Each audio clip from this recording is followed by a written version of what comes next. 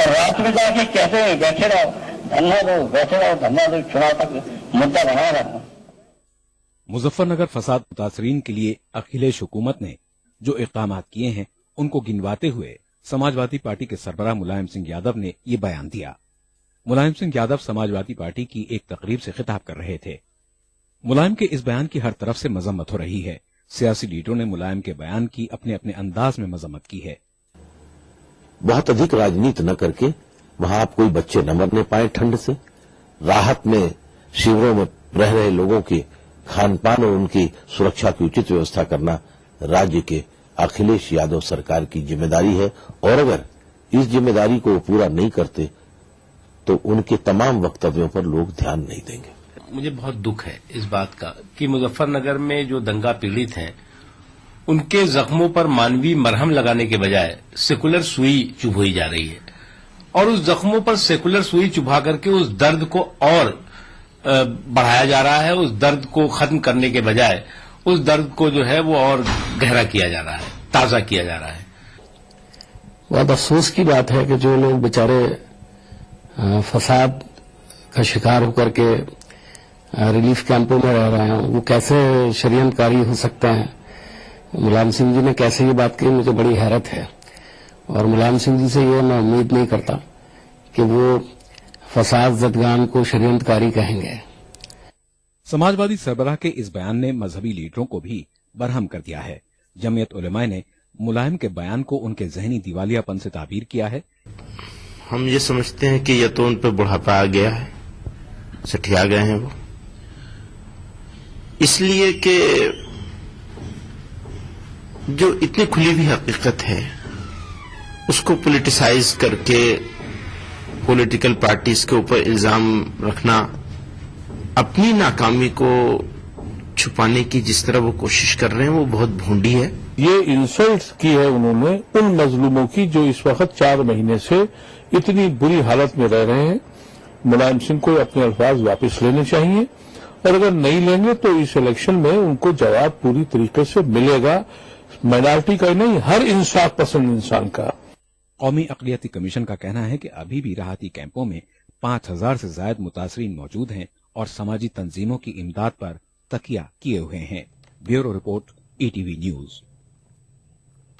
दूसरी तरफ समाजवादी अक़लियती सभा के सदर और मुमलिकती वजीर हाजी रियाज अहमद ने मुजफ्फरनगर फसाद मामले में हुकूमत का दिफा किया है। रियाज अहमद ने मुतासरीन के लिए किए गए काम गिनवाए। उन्होंने हुकूमत की जानिब से चूक होने का भी एतराफ किया।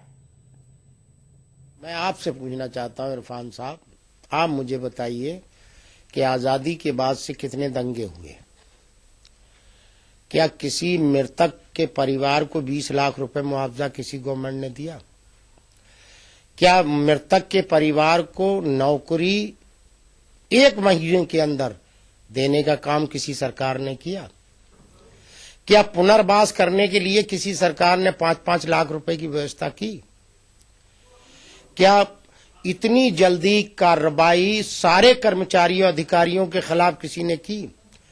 लेकिन हम माननीय उच्च न्यायालय को क्या करेंगे? जिन अधिकारियों ने धोखा देने का काम किया था, प्रशासनिक चूक करने का काम किया था, उससे हमारा इनकार नहीं है। प्रशासनिक चूक हुई, प्रशासनिक लोगों ने धोखा देने का काम किया, उन सब के खिलाफ सख्त कार्रवाई उत्तर प्रदेश के मुख्यमंत्री ने की, लेकिन माननीय उच्च न्यायालय ने उसमें सब में स्थगन आदेश दे दिया। मैं इस बात से इनकार नहीं करता, वह इस बात से कतई इनकार नहीं करता कि दंगा हुआ, दंगाइयों ने दंगा पीड़ितों के साथ ज्यादती की, जुल्म किया, उससे की जिम्मेदारी से हम अपना इनकार भी नहीं करते और हमने उस जिम्मेदारी को पूरा निभाने की कोशिश की, ईमानदारी से कोशिश की है। लेकिन अब इसमें राजनीति लोग करने लगे, कुछ चंदे वाले राजनीति कर रहे हैं, कुछ मदरसे वाले लोग राजनीति कर रहे हैं, कुछ जो है तमाम तरीके के मसलक वाले राजनीति कर रहे हैं, तो और कुछ दलों वाले राजनीति कर रहे हैं। मुलायम सिंह के बयान पर मुजफ्फरनगर कैंप के पनाहगुज़ीनों ने अपने तासुरात का इजहार करते हुए कहा कि मुलायम सिंह को जब मुसलमानों के वोट की जरूरत पड़ती है तो वो मुसलमानों के इर्द गिर्द चक्कर लगाते हैं, लेकिन आज कैंपों में बदतर जिंदगी गुजारने वालों के बारे में ऐसी बात कहकर वो जख्मों पर नमक ही छिड़क रहे हैं। बहुत ही बुरा अत्याचार हुआ मुस्लिमों पर जो है, लोग मुझे सरेआम काटा गया वहाँ पर जो है। जैसे रात जो है बयान आया मुख्यमंत्री जी का, इसका मुलायम सिंह यादव का, कि ये जो लोग कैंप पड़े षड्यंत्रकारी है, कांग्रेस के आदमी है, भारतीय जनता पार्टी का आदमी है। हम तो जो दंगा पीड़ित है, हम किसी का आदमी नहीं। 4 महीने से यहाँ पर पड़े हम जो है, यहाँ पे हमारी कोई सरकारी सहायता नहीं हुई है अब तक के। जो भी मदद है यहाँ पर हो रही है कैंपों में, वो सब मुस्लिम समुदाय के लोग कर रहे हैं। हमें 5 लाख रुपए नहीं चाहिए। अब तक हमारी किसी सरकार ने कोई गवर्नमेंट सुविधा हम तक नहीं पहुंची है। हम चाहिए तो सिर्फ क्या चाहिए, 2 कमरे, लैट्रीन, बाथरूम, नलका और एक रसोई। 5 लाख में हम क्या कर सके? हम जमीन लेके अपने बच्चों का करेंगे। कुछ रोज पहले मुलायम सिंह, सपा प्रमुख मुलायम सिंह ने भी कहा था कि सब सरकार रहे या ना रहे, मैं मुसलमानों के साथ हूँ। आज वही प्रमुख साहब हमें ये कह रहे हैं कि हम षड्यंत्रकारी हैं। ये गलत जवाब है उनका, गलत सोच है। हम उस आदमी के उस सरकार के साथ है जो हमारे साथ है।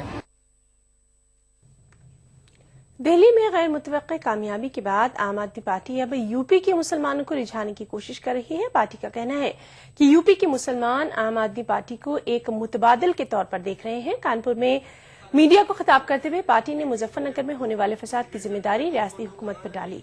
आम आदमी पार्टी का कहना है कि कैंपों में रह रहे लोगों की तरफ कोई तवज्जो नहीं दी जा रही। कि आपको इसका सर्जन की जिम्मेदारी दी जा रही, आपको ट्रेजर की आपकी सेक्रेटरी। इस पार्टी मुजफ्फरनगर की घटना के बाद से मुसलमान देखिए किस तरह क्या कहते बोल रहा है।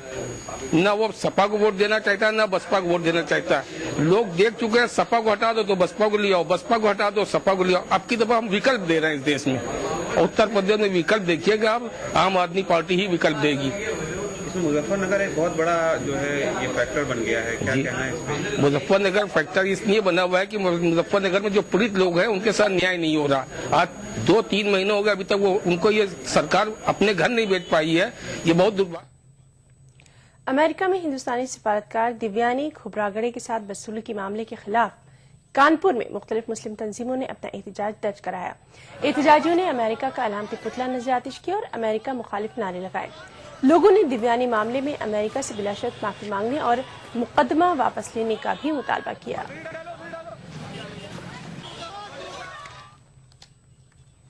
बेंगलुरु में कर्नाटक के अपोजिशन लीडर कुमारस्वामी ने कहा है कि उनकी पार्टी अक़लियतों के एतमाद को दोबारा हासिल करने की कोशिश कर रही है। आइंदा लोकसभा इंतखाबात के पेश नजर पार्टी अक़लियतों की तरक्की के लिए अपना विजन पेश करेगी। हालिया इजलास में जेडीएस के रुकने असेंबली जमीर अहमद खान की गैर हाजिरी के सिलसिले में पूछे गए सवाल पर कुमारस्वामी ने बताया कि किसी निजी काम की वजह से जमीर अहमद खान ने इजलास में शिरकत नहीं की है।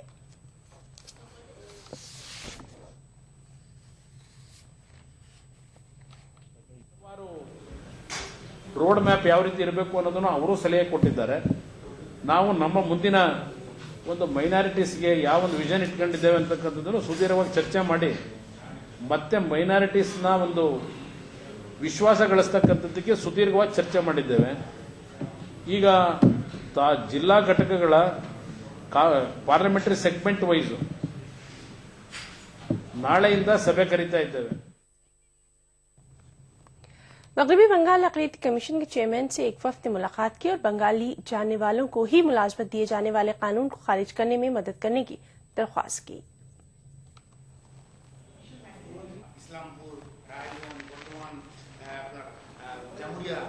बोलना, लिखना और पढ़ना ये जरूरी कर दिया है रिक्रूटमेंट के टाइम में। हालांकि एक ऑलरेडी ऑर्डर सर्विस रूल का है कि रिक्रूटमेंट के बाद अगर आप बंगला डिपार्टमेंटल नहीं पास करेंगे तो आपका इंक्रीमेंट नहीं होगा, प्रमोशन होगा। बड़ी अच्छी बात है, बंगाल में हम हैं तो बंगला तो सीखना बहुत लाजमी है, वरना काम कैसे करेंगे। लेकिन रिक्रूटमेंट के टाइम ये करना मेरे ख्याल से मुनासिब नहीं। ये लेफ्ट फ्रंट के जमाने में हो गया था, इसको अगर गवर्नमेंट विदड्रॉ कर ले तो उर्दू वालों के लिए बड़ा अच्छा होगा। हाँ जरूर लिखेगा, जो SC में लिखा, हम तो जिक्र उठाया तो ओपन इसमें कॉन्फ्रेंस में बोला। खास बात का सिलसिला जारी रहेगा वक्त ब्रेक का। क्या आप अपने चेहरे पर कील मुहासों के दाग, धब्बों, झाइयों से परेशान हैं? तो इनसे छुटकारा पाने का एकमात्र समाधान मेलाज स्किन क्रीम, एली फार्मास्यूटिकल्स द्वारा निर्मित। न हमें उन्हें पाने की जुस्तजू है, न हमें उन्हें अपना बनाने की आरज़ू। फिर भी क्यों बनेंगे हम सफर? बेइंतहा 30 दिसंबर से सोमवार से शुक्रवार रात 9 बजे सिर्फ कलर्स पर। अपनाइए मिलाज स्किन क्रीम। इसको सिर्फ रात में इस्तेमाल करने से आपको मिले फेस प्रॉब्लम से आजादी। अब फेस प्रॉब्लम को कहिए बाय बाय। एली फार्मास्यूटिकल्स द्वारा।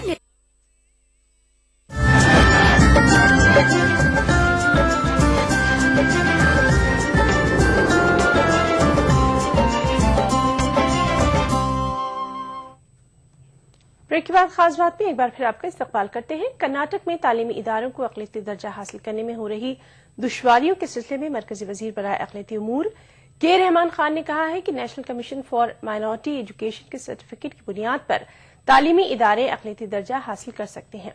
बेंगलुरु में रहमान खान ने कहा कि कमीशन के सर्टिफिकेट की बुनियाद पर अक़लियती दर्जा देने के मामले में कोई भी रियासती हुकूमत रुकावट पैदा नहीं कर सकती। रहमान खान ने मजीद कहा कि सर्टिफिकेट रखने के बावजूद अगर कोई रियासत तालीमी इदारे को अक़लियती दर्जा देने से इनकार कर रही है तो वो मरकजी वजारत अक़लियती उमूर से रुजू हो सकते हैं।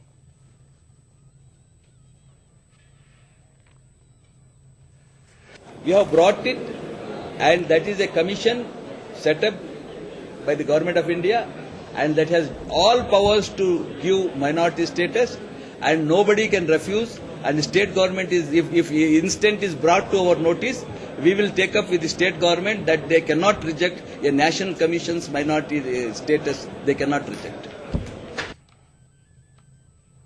बिहार में हुकूमत की बेतवज्जुही के सबब बुनकरों की हालत खस्ता है। रंगरेज बिरादरी का एक बड़ा तबका भी कसमपूसी के दौर से गुजर रहा है। ये बिरादरी अब अपने पेशे को खैराबाद कहने पर ही मजबूर हो रहे हैं। खुराक के बाद इंसान की सबसे बड़ी जरूरत कपड़ा है। कपड़ों की सनत से बुनकर और रंगरेज बिरादरी की एक बड़ी तादाद जुड़ी हुई है। सूत से बुनकर कपड़ा बुनते हैं और उन कपड़ों को खूबसूरत डिजाइन देने का काम रंगरेज बिरादरी करता है, लेकिन आज वो अपना आबाई पेशा तर्क करने पर मजबूर है। मुगलों के टाइम से भी चला आ रहा है, मुगलों के बाद फिर नवाबों के पास भी आया, बहुत तरक्की हुई बिरादरी के अंदर में। लेकिन जब से मुल्क आजाद हुआ उसके बाद मुल्क की आजादी के बाद हम लोग को कोई बेनिफिट नहीं मिला, हम लोग पिछड़ते गए आहिस्ता आहिस्ता। आज हमारे बच्चे दूसरे लाइन में हैं, इस लाइन में कोई भी नहीं है। किसी जमाने में फूलों से रंग बनाकर रंगरेज बिरादरी कपड़ों की रंगाई का काम करते थे। बादशाहों और नवाबों के दौर में चांदी और सोने के तबक से कपड़ों की खूबसूरती में इजाफा किया जाता था, लेकिन बदलते हालात में रंगरेज तबका जदीद तकनीक से नहीं जुड़ सका। इधर कपड़ों की तिजारत पर बड़ी बड़ी कंपनियों ने कब्जा कर लिया। हुकूमत की तरफ से भी इस सनत को बचाने की कोशिश नहीं की गई, लिहाजा इस पेशे के माहिर कारीगर आज दाने दाने को मोहताज हो गए हैं। हम लोग प्राइवेट काम में जिंदा हैं। ये साल भर नहीं, ये 6 महीना चला तो 3 महीना बैठ गए, 3 महीना चला तो 6 महीना बैठ गए, यही सिलसिला चलते आ रहा है। हम काम तो सिर्फ यही है कि दुकान में हम कारीगरी करते हैं और कारीगरी से बच्चों को हमने पालते हैं पोसते हैं। और काम कोई ऐसा नहीं रहता, लगन आता है तो काम होता है, और बरसात आ जाती है तो काम हम लोग का ठंडा हो जाता है, बिल्कुल कम जाती है। जैसे कि अभी हम काम कर रहे हैं 200-250 रुपये के, तो बरसात में 100 रुपये काम करते हैं, जो घर का खर्च चलाना भी मुश्किल हो जाता है। समाजी तंजीमों का मानना है कि हुकूमत इस सिलसिले में अगर पहल करे तो इस समाज की हालत बदल सकती है। उपेक्षित हो गए, टूट गए और ये कारोबार छोड़ने पे, अपने कला को खत्म करने पे मजबूर है। आज जरूरत ये है कि भारत सरकार कपड़ा मंत्रालय में, वस्त्र मंत्रालय में जो बुनकरों का या कपड़ा को विकसित करने का जो सेल होगा, उसमें एक अलग विभाग रंगरेजों के लिए बनाए। बिहार में तकरीबन 20 लाख की आबादी रंगरेज बिरादरी की है। हर इंतखाब में सियासी पार्टियां सियासी वादे करके उनके वोट हासिल कर लेती हैं, लेकिन उनकी फलाह के लिए आज तक कोई इकदाम नहीं किया गया। इसलिए आज इस बिरादरी की हालत खस्ता है और वो अपने पेशे को छोड़कर रिक्शा और ठेला चलाने पर मजबूर हो गए हैं। ETV news Patna. मदारिस के निसाब के लिए मगरबी बंगाल हुकूमत ने माहिरीन तालीम की एक कमेटी तश्कील दी है। इस कमेटी का मदारिस के असातिज़ा ने खैर मकदम किया, लेकिन उनका यह भी मुतालबा है कि इस कमेटी में मदरसा बोर्ड के नुमाइंदों को भी शामिल किया जाए।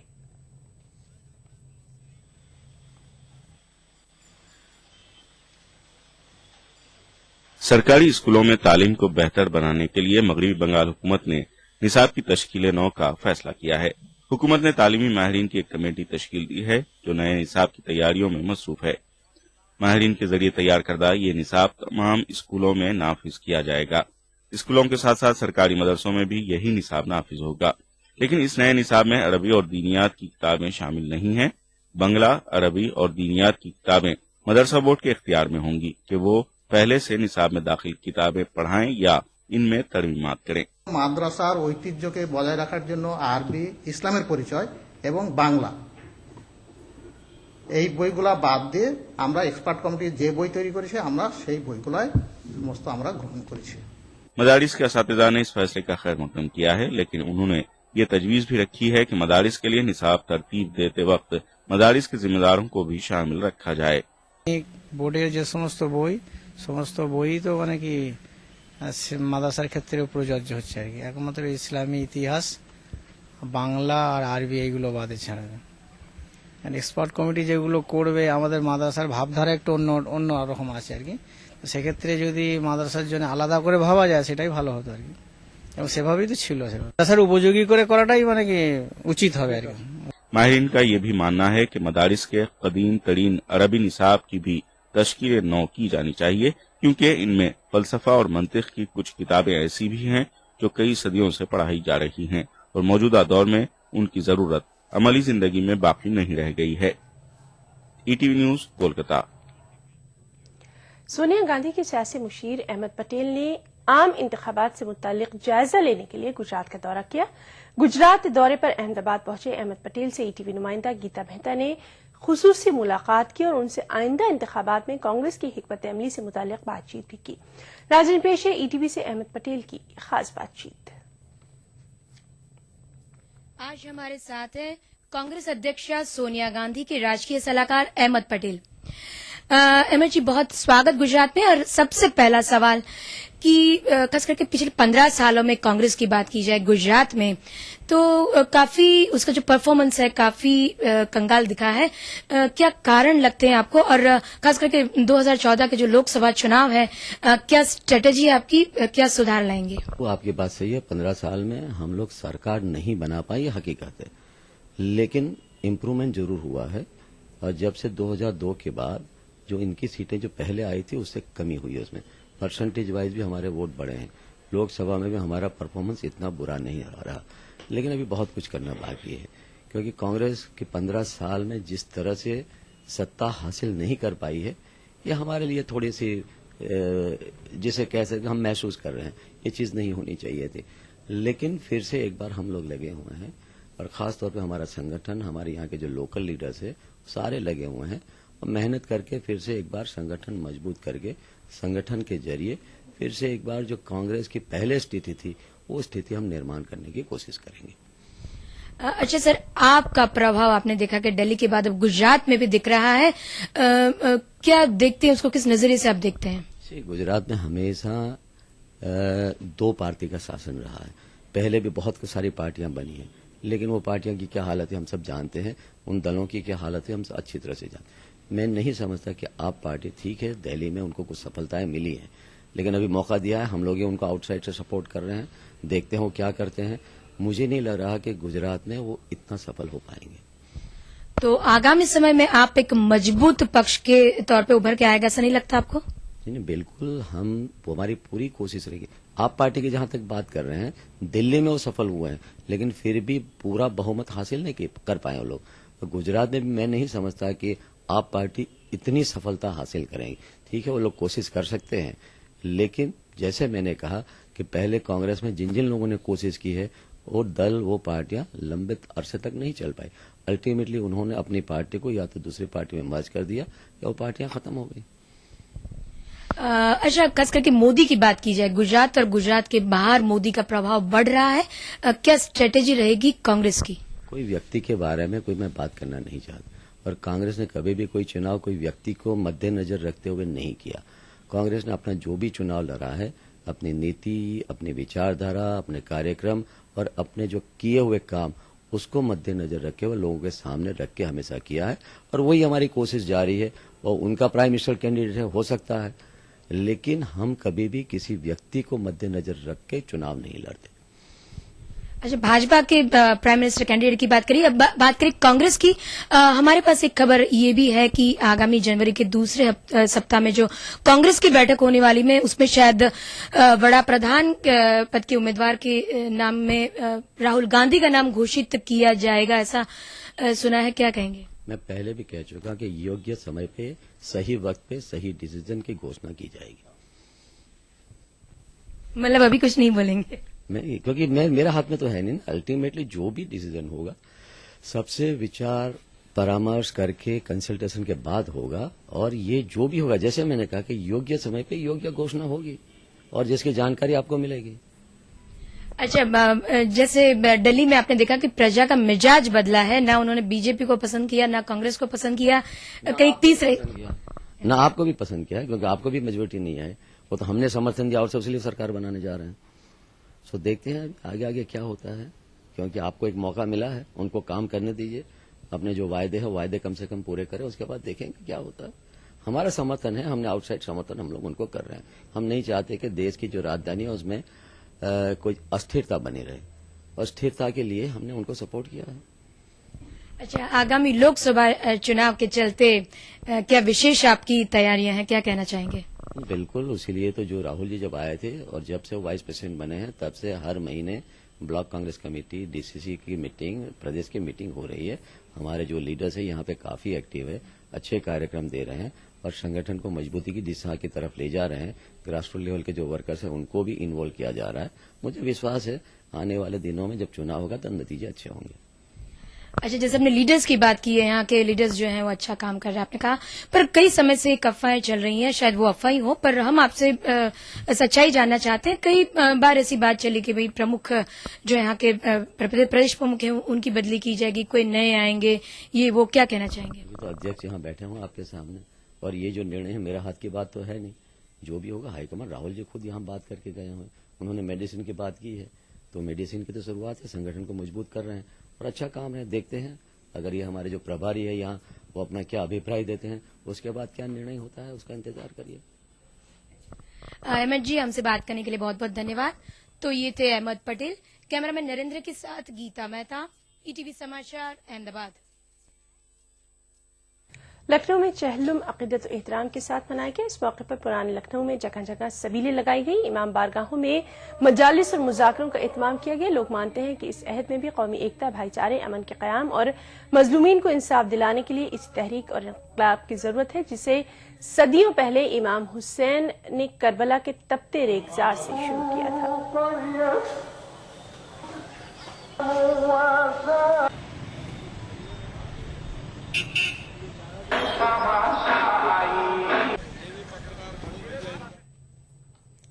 रांची में भी चहलुम के मौके पर मातमी जुलूस निकाला गया। जुलूस में बड़ी तादाद में लोगों ने शिरकत की। इस जुलूस में रुकन पार्लियामेंट सबूतखान सहाय ने भी शिरकत की।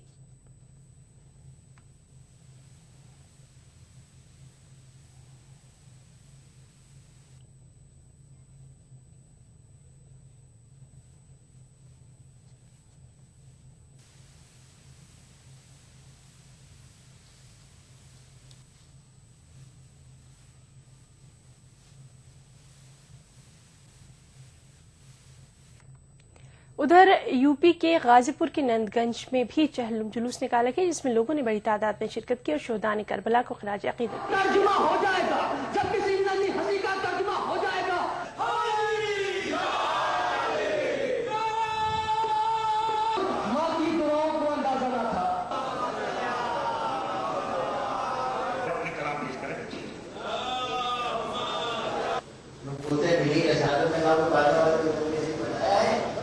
पेश मेरी जरूरत में भी औलाद इस्माइल में से गुजरे हैं, वो भी जरूरत इब्राहिम है। इब्राहिम सादात से आए हुए लोग नहीं।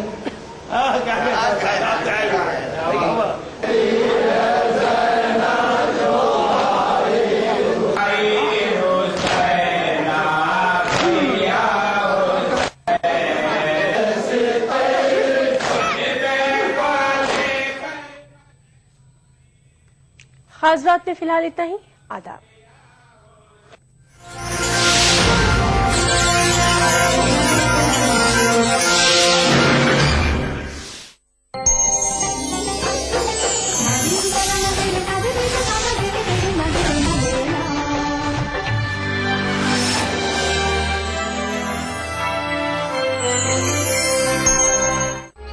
उभरते कश्मीर के अनछुए पहलू, नई सोचो फिक्र, मुनफरिद तहजीब और रिवायात जिनसे फूट पड़ते हैं कश्मीरियत के रंग। देखिए कश्मीर एक्सप्रेस पीर की रात 8 बजे और मंगल की शाम 6 बजे सिर्फ ईटीवी उर्दू पर। ईटीवी उर्दू पर अगला प्रोग्राम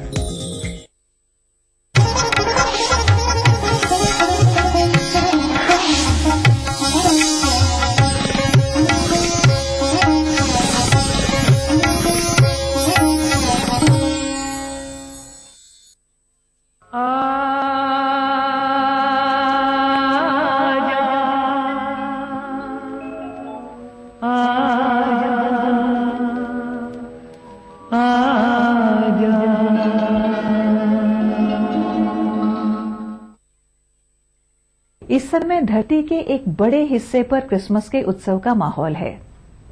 आपस में मिलने जुलने, तोहफे बांटने, खूबसूरत लिबास पहनने और प्रभु से प्रार्थना करने का समय है। और ये यकीन करने का समय है कि आपके मन में जो सपने हैं, आशाएं हैं, इच्छाएं हैं, वो सब साकार हों। और भला क्यों न हो। कोई है जो आज आपके मन के तोहफे एक बड़ी सी पोटली में बांधकर दबे पांव घर घर घूम रहा है। लाल रंग वाला फर का कोट और टोपी पहने। जी हम बात कर रहे हैं सांता क्लॉज की।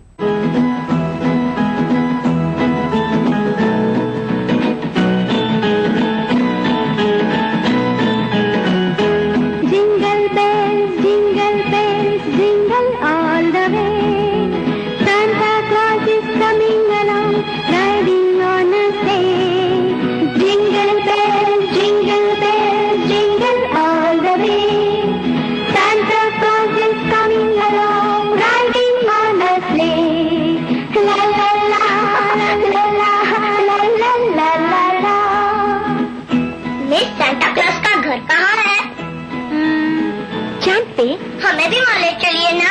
अच्छा आओ तुम्हें चांद पे ले जाए, प्यार भरे सपने सजाए, छोटा सा बंगला बनाए, एक नई दुनिया बसाए।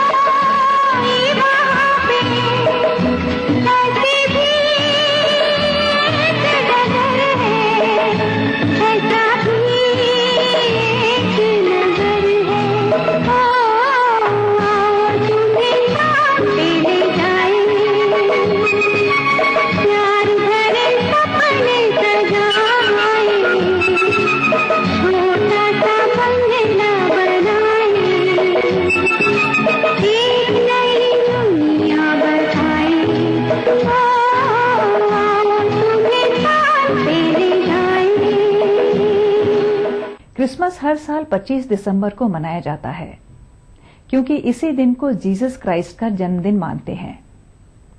इसी दिन से हॉलिडे सीजन की शुरुआत होती है जो 12 दिन तक चलता है। नॉन क्रिश्चियन कंट्रीज और लोग भी क्रिसमस की सेक्युलर थीम को अपनाते हैं, जैसे तोहफे और कार्ड बांटना, आपस में मिलना जुलना, खास भोजन बनाना और अपने दिल की बातों का इजहार